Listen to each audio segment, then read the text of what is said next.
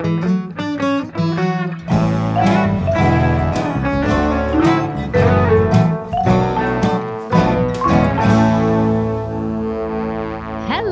and welcome to Keep It Fictional, the book lovers podcast from the Port Moody Public Library. My name is Sadie and I am here with my book friends Al, Emma, Virginia, and Kareen. And we are back this week to complete our most anticipated books of the beginning of 2024 episode. So last week, if you tuned in, you heard 3 of each of our books that we are looking forward to that are going to be coming out in the first 4 months of 2024. And today we're going to bring you another 2 books each. But before we get into our book selection, we're going to pose our existential question. It's a broader existential question today. We're simply asking our book friends, what is one thing that is not book related that you are looking forward to in 2024? Anyone? Anyone have anything? I can go first since I have an answer. I feel very lucky, very blessed enough that I was able to snag the coveted Eras Tour tickets for when Taylor Swift comes to Vancouver. The show is not until December 2024, so I have an entire year to wait for it. But Kareen's laughing at me. But I am so excited to see her. A bunch of people I know from high school went to her shows when she toured in the US, and I was feeling major FOMO seeing everybody posting about it. So I am very psyched. And you don't have to pay for hotel, which is No, I the don't, which is greatest great because thing. hotels cost like $3,000 or something. So I just get to like hop on the SkyTrain, ride 2 stops, and be at the venue.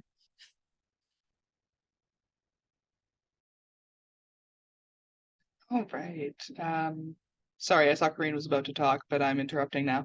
I am really excited. It has been 10 years since I was last in Japan, and I am going back with some friends in March. So I am going to have a fantastic time reconnecting with some friends in Japan, traveling around a bit, and up until then, I'm going to be polishing my Japanese language skills so that I can survive outside of Tokyo. Fair enough. Emma, I was only laughing at you because K-pop concerts give you about 3 weeks to get your act together. They will announce their concert and then you have got like weeks to get that all sorted out. So the idea of having an entire year is hilarious. Taylor's organized. I feel like she has her life planned out for the next decade. So like it was like November or October when she released the tour schedule for next year. So she gave us time. Too much time, I would argue. Too much time to sit and stew. You got to be ready. You got to be like decisive if you're a K-pop fan. Speaking of which, the thing that I am most looking forward to in the next year is Kim Seok-jin, worldwide handsome himself, finishing his military service and coming back of June 2024. And of course, Hobie is also coming back in a little bit later in December, and that's fine. I have my countdowns on my phone. I can tell it down to the day of how much time I'll be waiting, but I'm very much looking forward to that since all of the members are right now in the military and life is blue and gray, which is the name of a BTS song. So I'm being very clever. Okay, I'm just gonna go before Sadie because mine is a non-answer. So Sadie has a great, I'm sure Sadie has a much better answer. I'm just looking forward to 2023 being over. Like that's the best thing about 2024. I hope. But like I'm just gonna use this opportunity to sneak some more books in because I know you said non-book, but you know what? Like I try to pick like debut authors and like so that I can mention all the people that I love. So I'm just gonna use this opportunity to do that. Emily Austin has a new book coming out called Interesting Facts About Space. Emily Austin, of course, the author of Everyone in This Room Will Someday Be Dead. One of like my favorite novels, and it is going to be great because she does existential like perfect, especially people who are always, I think this is like the book for people who are wondering like, am I a terrible person? This is the book for you. Also, Percival Everett is coming up with a new book called James. Is a retelling of a Huckleberry Finn, which I've never read before. But Percival Everett can make everything good. So there's that. And also Knife by Salman Rushdie, who's going to be a memoir. I'm going to have to read a nonfiction because it's his book about sort of like all these years of having like assassination attempts after assassination attempts. And of course, last year he was attacked. He lost his eye because of that. And so this is sort of his meditation on sort of that whole thing. So which I think would be amazing. So there are some more books for you. Sadie. I was gonna say it wouldn't be an episode of Keep It Fictional if at least one person didn't cheat with at least some part of the episode. So I think that makes sense. Mine is kind of a non-answer as well because I don't actually know if it's going to happen, but I am crossing my fingers. I'm looking forward to the idea that maybe Evie is going to get into a Vancouver-based daycare. It has to happen. It has to happen. I've been on wait lists now for almost 3 years since I was pregnant, and it has to happen. So that is what I'm looking forward to, is the idea that possibly my daughter is going to get into a daycare that both me and my husband can drop her off at and pick her up from. I was joking when Emma mentioned the Taylor Swift concert that I should say that I'm also looking forward to the Raffi concert that I haven't decided if we're going to yet. But next, also, Raffi has also released his concert schedule about a year in advance. So well done. Him and Taylor Swift are kind of along the same lines there. So next November 30th, Evie's birthday, he will be playing in Vancouver. Not sure if we're going yet. Haven't decided. So yes, that is two things that I am possibly looking forward to and praying are going to happen. All right. Well, thank you for sharing your most exciting kind of I was going to say hopes and dreams, but that's not our most exciting. The word is gone from my mind. Oh my goodness. Stuff that's upcoming in the next year. Eloquent as always, Sadie. Wonderful. Let's jump over to Emma. Is your fourth book, Emma? All right. Earlier, when I was talking about Raised by Wolves, the Grey Wolf Press poetry anthology, I mentioned that Danez Smith, one of my favorite poets, is going to be a part of it. A few years ago, when I was living in Minneapolis, I had the pleasure of meeting Danez Smith at a author reading, and they were opening for another author on that author's book tour. And so my next book I'm going to talk about is by the author that Danez was opening for. And he is also an American author. He's kind of both a poet and an essayist. His name is Hanif Abdurraqib. And he's from Columbus, Ohio. After seeing him speak in 2017, I think I can confidently say that this man is the nicest man alive. He just has such like wonderful, calming presence. He's so like he's soothing to listen to. He's very fun. He's very engaging, but also just like very, very, very sweet. And so he writes a lot of nonfiction, and a lot of poetry. And the way he writes nonfiction is kind of in this like lyrical, poetic style. It's very, very beautiful stuff. A lot of what he's already written are essays on music. The book that I saw him touring was called They Can't Kill Us Until They Kill Us, came out in 2017, and it features commentaries on artists like Chance the Rapper, Schoolboy Q, Carly Rae Jepsen, My Chemical Romance, Fall Out Boy, among many others. So he spans a lot of different musical genres in his work. And another book of his that came out a few years ago is called A Little Devil in America. And this one tells the history of Black art, Black culture, and music by Black artists across decades in America. So a lot of what he's done is mostly about music, a lot of essays, a lot of poetry about music. But his upcoming release, coming out March 26, 2024, that I'm really excited to read is called There's Always This Year.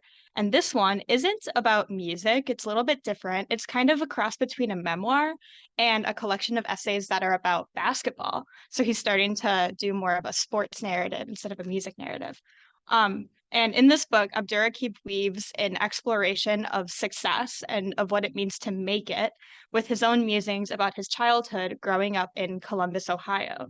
So he discusses a lot about his family, about his father, about growing up playing basketball with his father, while also talking about kind of up and coming successful athletes. This is kind of in the era that like people like LeBron James were growing up and becoming known. So there's a lot of different stuff going on here. He discusses the tensions between expectation and excellence and the notion of role models, along with personal and intimate storytelling about his own life and family. And one of the things that I love about Hanif Abdurraqib's work, especially after having the privilege of seeing him speak, is that you can tell just how real he is. He's just like such a real and a really sweet, but a real guy. And he's extremely insightful without being overly pedantic. And he writes essays that kind of read more like poetry. And on top of that, I love books that are about sports. My favorite manga is Haikyuu. I love the book Beartown. And so I'm really, really excited to read There's Always This Year by Hanif Abdurraqib, which is out at the end of March. And I will pass it over to Kareen to hear about her next book. All right. The next one is another one kind of in my wheelhouse. And I feel like there's been a lot of these published recently, which are kind of like, I would say, like the Hallmark Christmas movie of books. And that's not a slight. That's not a slight because there is a time and a place for those. But it's like lady with high powered, good job, good life in city needs to reinvent herself by being a small business owner of something extremely twee. Um, and I love those things. I eat those up like breakfast. I love them so much. Um, I have read all of them, especially the ones where like lady has hard time in life, opens bookstore. I could read all of those forever, like the Jenny Colgan, Days of the Morisaki Bookstore, What You Looking For Is in the Library. Virginia, shake your head all you want. These are like classics and they warm my heart. They warm my heart. Are they painfully unrealistic? Yeah. Yeah, they are. So are Hallmark movies, and yet we can consume them. Or not, says Virginia, whatever. So this is one of those. I mean, I don't think I really need to go into the plot because I think you can probably already guess this. But this was a bestseller in Korea that is being translated into English by Shauna Tan. And it is Welcome to the Hyunam-dong Bookshop. And as you can guess, it's about a lady, Youngju, who is burned out. She worked very hard to get into the best school. She got married to a seemingly great guy, has a really respectable job. She's doing all the right things. Everything that kind of like society has asked for her, everything her parents have asked for her. She's living the life that she's supposed to be living until, of course, it all falls apart as it's wont to do. So, of course, marriage falls apart, job kind of turns to ash. And so, what's a lady to do? She needs to open a bookstore in a quaint neighborhood in Seoul, of course. And there she will run into a cast of characters from all walks of life who need to teach her something and then be taught in return. I'm so excited. I'm so excited. This book has gotten lovely reviews. Again, it's going to tug on those heartstrings. That's what these books are here for. And it's kind of like, other than of course like the marriage that kind of falls apart and losing your job and losing all sense of self. Other than that, like it's lovely, and like it's kind of like the life that we all want to lead, of like opening our quaint little bookstore, maybe a coffee shop next door, like working with all the little shopkeepers together to do a thing. Anyways, it's coming out in February 2024, and Virginia's going to hate it, and I am going to love it. So I am going to throw this over to Sadie. All right. I feel like my next book is, I think all of the books I've talked about today are very much in my my book wheelhouse, and this one is no different. It is a young adult fantasy historical fiction, and Al, you might be interested in this one because it involves vampires. I do enjoy a good vampire book as well. That's not the sole reason why I was drawn to this one, but it doesn't hurt. So this is also, the title is very Sadie. A Tempest of Tea by Hafsa Faisal. And so this book takes place in White Roaring and follows Arthi Casimir. And Arthi Casimir is a bit of a criminal mastermind and a collector of secrets. She has a prestigious tea room by day that by night transforms into an illegal bloodhouse catering to the vampires that are feared by society.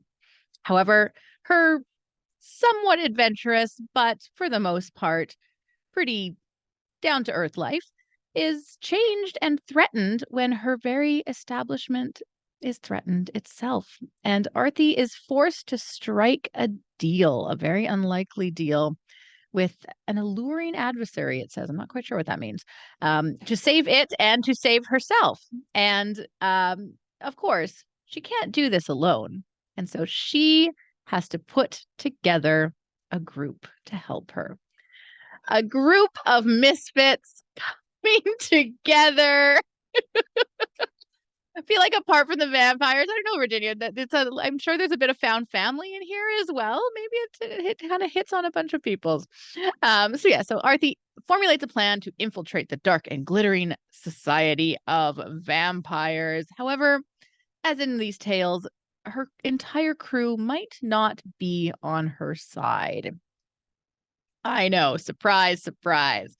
And so Arthi has to figure out who she can trust, who is going to betray her, how this heist is going to happen. Not surprising, it does compare this to Lee Bardugo's Six of Crows, kind of that typical heist fantasy novel. It's dark, it's action-packed. It says it's swoon-worthy.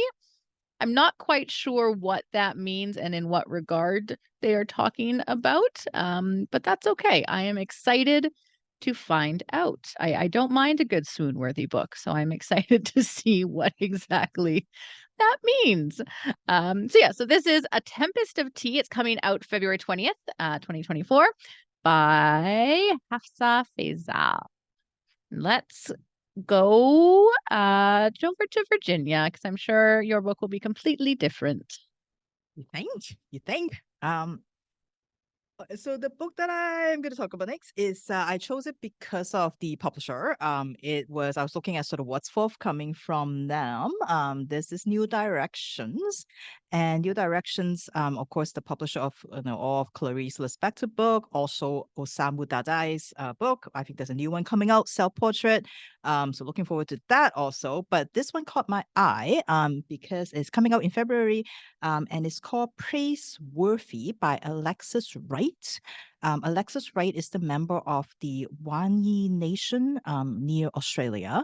And I wanted to read it because this is sort of a point of view that I have not encountered yet in books. So I'm sort of looking forward to sort of hearing from somebody, an Indigenous person living sort of in Australia.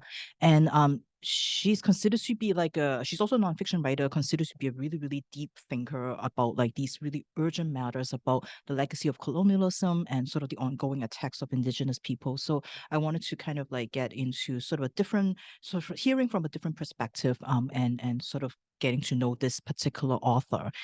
So what I gather about the book is that there's a mysterious cloud and sort of this haze that has come over this small town in the north of Australia, and the town is called Praiseworthy. And this cloud, this haze, has sort of started this catastrophe for sort of their town. And the townspeople are trying to many different things to deal with it. They at first trying to wait for the government to deal with it, and when the government didn't do anything about it, they started to think, okay, well maybe we can like say that this is one of our tourist attractions, that there's this cloud there. And that didn't really get a lot of attention. So they thought, okay, well, we have to drive it away. Well, why don't we play some like classical music to it? Maybe that would get it out of the way. That didn't work. So they decide, okay, well, we're gonna have to build a giant hologram scarecrow of the mayor to scare it away. But none of that worked. And so, we then sort of move into the story of this particular family who's also trying to make sense of this. And this is the Steele family.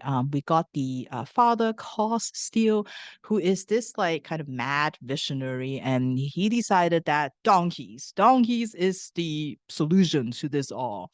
And while he's trying to like figure all that out, his wife Dance is trying to like stay away from her husband's like mad like scheme.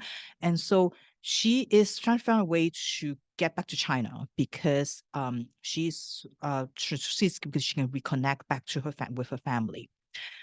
One of her sons named Aboriginal sovereignty, because that was the words that his father keeps saying, and so that's how they named the son. Um, was got into this relationship that is considered illegal according to a lot of the laws, and so he is trying to hide from all of that. And then his brother Tomahawk decided to turn to the internet, turn to the authorities, to the crazy YouTube videos to try to get an answer because he wants to be white, he wants to be powerful, he wants to abandon all his culture. And so this is sort of a story that supposedly about, as the Guardian calls it, cruel, unjust, hypocritical, violent characters struggling against cruel, unjust, hypocritical, violent circumstances. And it sounds like Alexis Wright is a very well respected for her work on sort of the subject of land, on people, on sort of sovereignty, on law. And so, I'm looking forward to this. And I think, of course, what attracted me to the book is that it is supposed to have like really, really pitch black humor. In this book, it's satirical, it's funny. It's also, of course, very weird, very surreal, fever dream-like, of course. And it's got multiple timeline again, multiple stories all goes together. It's like a fable, it's like an allegory, it's trippy, and also it's supposed to have words that explode from the page, which is something I love. It's always sort of like the words that like mostly attract me to this. So yeah, really, really looking forward to reading a book from a sort of a different group of indigenous people that I have not really encountered as much in terms of in the writing. So I'm looking forward to that. So that is Praiseworthy by Alexis Wright, and New Directions is also going to be releasing their first book again. So looking forward to that. This is a huge book. It's like a 600-page book, but apparently it is supposed to be going to be a great, great doorstopper. So looking forward to that. So we are going to turn over to Elle. All right. So in my wheelhouse as well is sort of secondary world fantasy. And this is one that looks really interesting to me. It is The Dead Cattail Assassins by P. Jaley Clark. So in the city of Talabisi, assassins sworn to the matron of assassins are resurrected, with their memories wiped, honed to be the perfect killers. Evine the Eviscerator, which is just such a good name, is one such assassin, and she, like all sworn to the matron, follows 3 ironclad rules. 1, the contract must be just. 2, even the most powerful assassin may only kill the contractee. And 3, once you accept the job, you must carry it out. And normally, Evine is able to follow these with no problem. Whether or not the contract is just is above her pay grade. She always kills her target without question, and she's always carried out her job. But on her newest mission, Evine comes face to face with a past she isn't supposed to remember, and that complicates things. So P.J. Lee Clark is a fantastic world builder, and I've read several of his novellas as well as his most recent novel. His Dead Gin universe, named after the novella A Dead Gin in Cairo, is a personal favorite. The alternate history with some magic woven in is such a compelling read. And so this particular novel looks to be his first foray into true secondary world fantasy and seems tailor-made to appeal to me. I love an assassin story, especially one where the assassin picks up some unhelpful feelings along the way. And I'm excited to delve into the world of Telebisi and find out more about Evine and her past. All right, so the last book that I have to talk about today is very much a, departure from the rest of my books. So this one doesn't have much information about it out there yet, so I'll give you what I found. It's called How to Become the Dark Lord and Die Trying by Django Wexler. Davy is stuck in a time loop. She's tried everything to defeat the Dark Lord, rallied humanity to her cause time and again, and yet every time she's failed. Every time she dies somehow, and the time loop starts over again. Now she's gotten tired of being the hero, of being stuck in this time loop. If the Dark Lord is the one who wins, maybe it's time to become the Dark Lord herself. So I want to preface this by saying that while I haven't read any Django Wexler, his name is familiar to me from his Flintlock fantasy series, The Shadow Campaigns, which is one that I've been interested in picking up for a while now. It looks like he's written a lot since then as well, or at least that's what I found when I went to Wikipedia to look up his bibliography, but this seems to be his first more comedic fantasy novel. What pulled me to this book was its premise and the fun title. Time loop stories are always fun, and this seems to be a bit of a twist on the genre, with plenty of room for comedy, which, after the rest of the books on my list, I might need. And yeah, that's what I've got. I think we'll hand it over next to Emma. Okay. So it wouldn't be a conversation about books that I'm excited about without bringing up at least one manga release. And since most of the manga releases that I'm looking forward to are continuations of ongoing series, I wanted to talk instead about a new series that's coming out this spring. So it's not technically brand new because it's a sequel to an acclaimed shoujo manga, but the book that I'm looking forward to is called Kimi ni Todoke From Me to You Soulmate by the mangaka Karu Hoshina. And this is a sequel to the original series Kimi no Todoke From Me to You by the same author, which was released from 2005 to 2017. Now, that story is about a high school girl named Sawako who would often get misunderstood by her classmates and kind of judged by them just because of how she looked. So throughout the series, she's unable to make friends, or at the beginning, she's unable to make friends. Later, she learns to make friends and is able to come out of her shell a little bit. And those around her gradually realize that she's actually a very sweet and kind-hearted girl, despite being a little bit scary looking because she kind of resembles a character from a horror movie. She starts dating a popular boy named Kazehaya, and the story is mostly about the friendships that she develops and hers and Kazehaya's romance. Now, in this sequel series, Sawako was a high schooler in the original. Now she's in university, and she lives with another character from the original manga, her friend named Kurumi. And Kurumi in the original story used to be very jealous of Sawako. She also had a crush on Kazehaya. And so this sequel series is about Kurumi kind of coming into her own and finding her own love story while she's away at university. So I loved the original Kimi ni Todoke series. It's super, super wholesome. It's got a really wholesome take on romance, and it's got a lot of emotional intelligence in it for a shoujo manga, since a lot of the characters' problems are solved just by communicating their feelings with one another. And so I'm really excited to see how the sequel series tells that story or a similar story from a more mature perspective, given that those characters are now adults. So the manga is being published as 3 volumes. It's already been out in Japan, but the first volume is getting its English translation this spring. So I'm really looking forward to Kimi ni Todoke From Me to You Soulmate, which comes out at the beginning of April. And I'm going to pass it over to Sadie. I want to hear about her last book she's looking forward to. All right. Well, I feel like it wouldn't be a true Keep It Fictional episode without a few cheats in there. And so I feel like I know we've already had a couple on this episode. So I'm going to throw in a couple more because I'm actually going to talk about 2 books instead of 1 book. But I'm only going to mention one of them. And so what I've saved for my final book is the sequels that I am looking forward to. So I have 2 sequels that I'm really, really, really looking forward to. One is the 3rd book in the Melissa Blair series, A Vicious Game. And the other one is the 3rd book in the Bridget Kemmerer series, Destroy the Day. I'm not going to talk about the Melissa Blair one because I'm actually not done the 2nd one yet. And so I'm not going to give away anything away to myself more than to everybody else because I don't know how the 2nd one ends yet.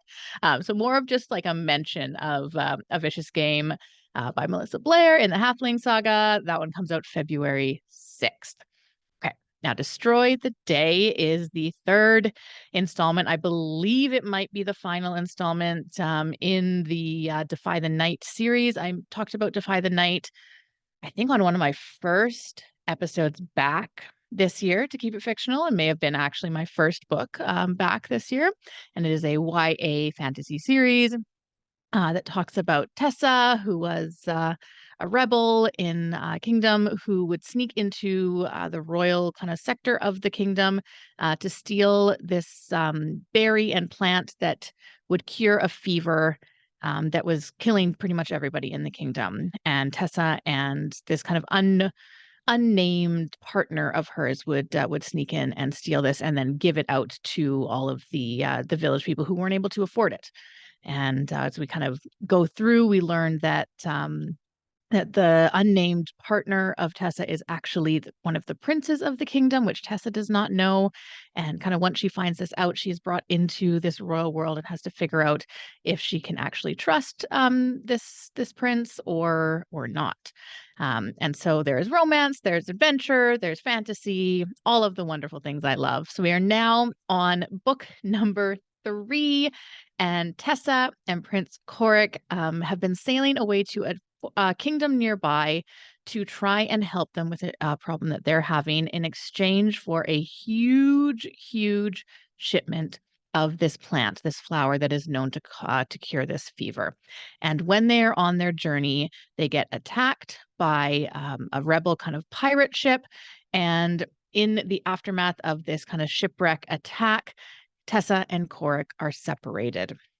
So believing that Korik has perished in this shipwreck, Tessa is angry. She's heartbroken. She doesn't really know how she's going to get back to her kingdom, and she doesn't know who she can trust. So she's in kind of a group with Ryan, who is the kind of the head of this group who has brought them to this other kingdom. And she finds that she can trust him the least, but has to rely on him the most. And so he kind of gives her an option that she has to decide if she's going to take. Now, on the other side of this island that they have landed on, Prince Korik is kind of out of options. He did not perish in the shipwreck, but he is being held captive by a rebel leader named Oren Crane. And he's desperately trying to escape as well as get back to Tessa. So now he has no idea kind of what he's going to do, how he's going to escape this, and he has to try and figure that out. Now, meanwhile, back in their kingdom of Kandala, Korik's brother Harrison is on the run. He has had his throne taken away from him, and he's trying to figure out exactly what to do and how he can reunite his kingdom. And so this, I am very excited about. It is the 3rd installment. I read the first 2 very fast. I got through them very quickly. They're kind of edge of your seat, very action-packed, exciting YA kind of fantasy adventure books. So yes, I'm really excited for the 3rd one. I imagine it's going to be another very quick read that I'm going to be able to kind of get into. And then I look forward to other things that this author has written. I haven't read anything else by Bridget Kemmerer. But I know that she has a lot out, so maybe I will delve into her back catalog after I've read this one. So that is Bridget Kemmerer, Destroy the Day. All right, let's go over to Virginia. What is your final pick, Virginia?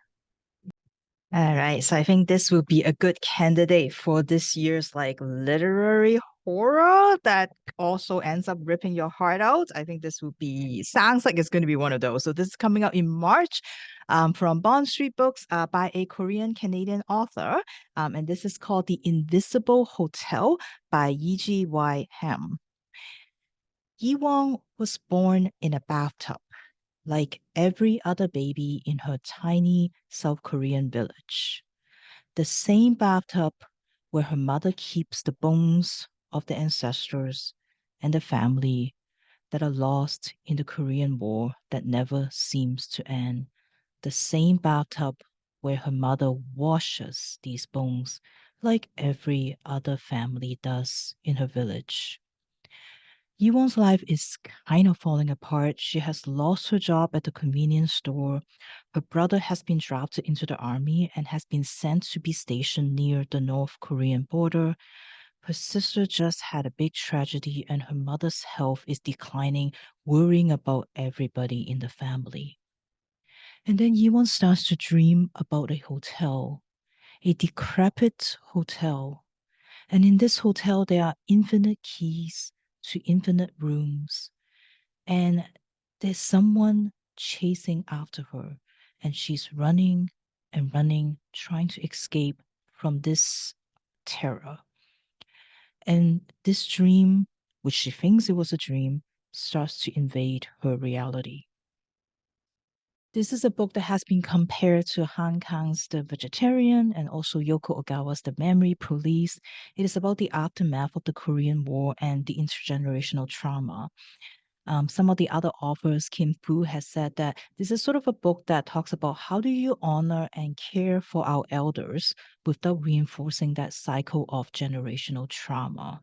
And some other author mentioned how it's like, how does a war play out in a person, in a family, and through generations? It's supposed to be a surreal kind of keep your lights on fever dream kind of read, which of course is my type of read.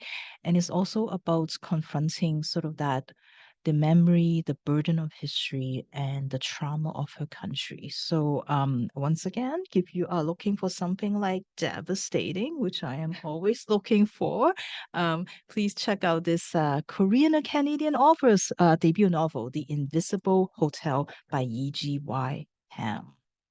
Now we are going to go over to Corinne for our last pick for the day.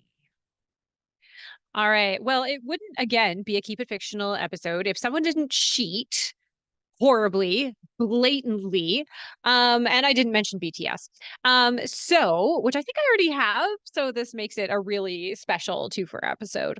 Strangely enough, this book was kind of brought to my attention by Virginia. I had my list all kind of planned out really well. I had my 5 books chosen.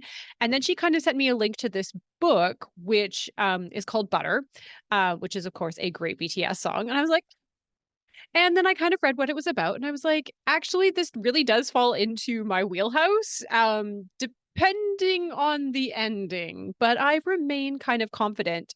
This book kind of melds my love of mystery stories and my love of true crime, because this is lightly based on, well, maybe not so lightly based, definitely based on a true story. Um, Gourmet cook Minako Kaji doesn't cook so much anymore. It's tough for her to really get hands on the right ingredients and the right tools that she needs while she is sitting pretty at the Tokyo Detention Center, convicted of serial murder of several lonely businessmen who she lured into her clutches with her delicious home cooking. Now, despite being a minor celebrity with her own nickname, she refuses to speak to anyone, not lawyers, not fans, and definitely not journalists. However, she breaks her vow of silence when a journalist, Rika Mashida, writes her a letter, not asking anything about her motivations or why she killed anyone, but asking her for her recipe for beef stew. And Rika is a little bit more like this reclusive murderer than maybe she'd like to admit. She is a journalist. She is the only woman at her news office. She works late, she's underappreciated, and usually she only has enough time to really cook ramen for herself. And strangely enough, a friendship strikes between these 2 women, one of them behind bars, one of them desperately trying to turn this conversation about cuisine into a deeper friendship that she can exploit to get a foot up in the world. However, as they write more, her letters become a kind of masterclass in gourmet cooking. And maybe a little bit more than food. Because for every dish that Rika cooks, she finds she is the one being changed. With every delicious morsel that she imbibes, she can feel her body and her mind changing. She feels something inside of her shift until she begins to understand Minako Kaji in ways that perhaps no other person can. So this story, Butter by Asako Yuzuki, translated by Polly Barton, who is another great translator, is definitely based on the story. Again, I hate giving nicknames, but on the Konkatsu killer, Kane Kajima, who is accused, allegedly, probably definitely convicted of killing 4 men, essentially kind of like a lonely hearts killer. So luring these lonely gentlemen and then doing things. So I feel like this book has like the potential to be very much in the vein of Sayaka Murata, like Convenience Store Woman, or Diary of a Void, in that it's a very interesting poke at society and feminism and how society treats women. I think it's going to be a wild ride. I just really, really hope, and Virginia, like blink twice if you've read this and you know that it doesn't end in cannibalism. I am just really hoping. I feel like this could be my favorite book of the year, but if it ends in cannibalism, I'm out. I'm out. I'm out. I'm out. I hope it's just like metaphorically changing her palate, not like seeking that most delicious and forbidden white meat. Yeah, so that is my last that's my last pick. It's a pick with a bunch of caveats and fingers crossed, but I've got high hopes. I've got really high hopes. I was gonna say, Cream, we will all cross our fingers for you and hope and pray that maybe it Or does it might be a not. book for me instead. So, like I got a galley, so I'll read that and I will let you know. Or not. We'll all report back. Well, until we are able to report back on that book, I hope that you have all enjoyed listening to our most anticipated picks for the first 4 months of 2024. And if you have any anticipated picks, we would love to hear about them. So let us know in the comments or send us an email. We would love to hear about what you are looking forward to reading at the beginning of this year. And that is all we have for us today. So thank you so much from all of us here at the Port Moody Public Library and the Keep It Fictional podcast. Happy reading, everyone. Have a great day.